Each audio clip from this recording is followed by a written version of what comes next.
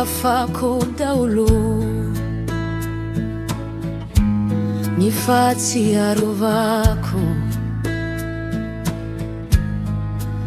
fa ianao irery no tsy mba very.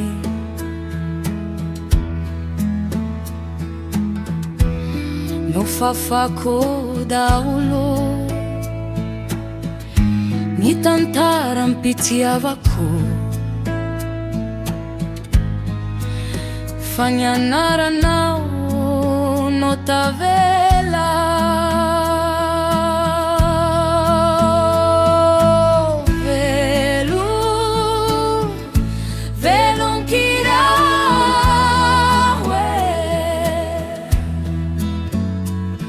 Fa ianao no velona ao anatiko ao.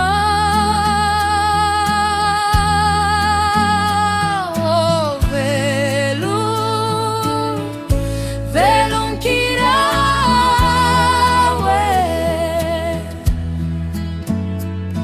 ny lany travo ka tsy takato.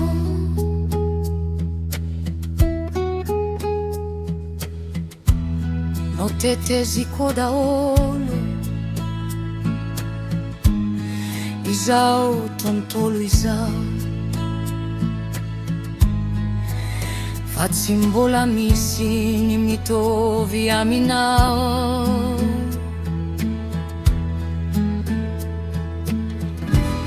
No teteziko daholo faritany maro, fa ianao ihany no masaropiaro.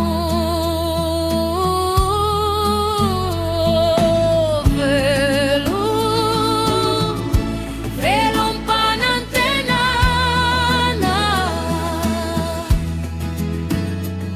ity fiainako, efa saika karakaina.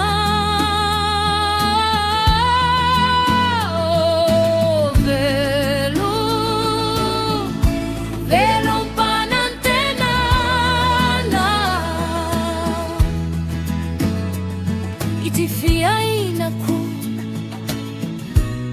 lasa feno fikasana.